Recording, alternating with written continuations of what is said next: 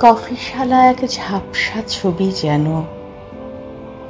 কফির সাথে কার কি কথা তা বোঝা বেশ জটিল। নদীতে পাল তোলা নৌকো যেমন সব ধায় একদিকে, এখানে এমন নয়। কেউ একজন বসে আছে একা। কফি ঠান্ডা হয়ে মরে গেলেও চুমুক পড়েনি একটাও। একজন চিনি ঢালে বারবার। কত চিনি হলে কফি মরে যায় সে কথা তাকে বলেনি রাজহাঁস। আবার তরুণদের কফি পান দেখার মতো, যেন উৎসব চলছে পেয়ালা ঘিরে।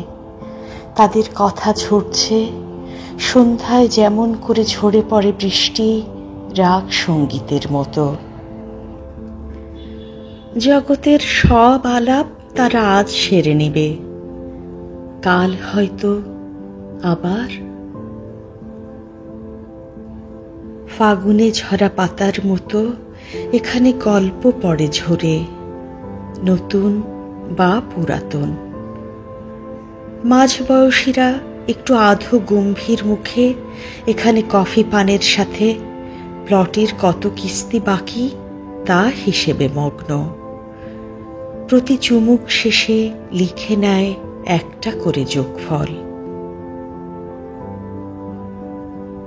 কফিশালায় কেউ কেউ ফিরে আসে পুরনো স্মৃতির খতিয়ান নিয়ে হাতে। সুখস্মৃতি যাদের, তারা সেলফি তোলে, লাইভ করে।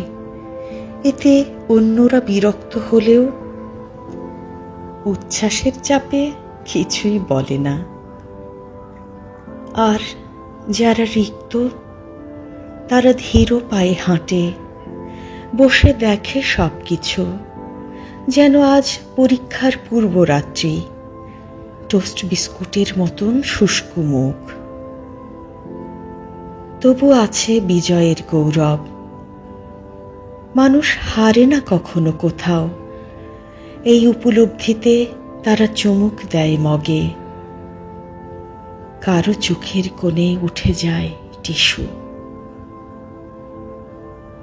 কফিশালা এক ঝাপসা ছবির মতো, রহস্য ঘুরে ফেরে প্রতিটি মগে।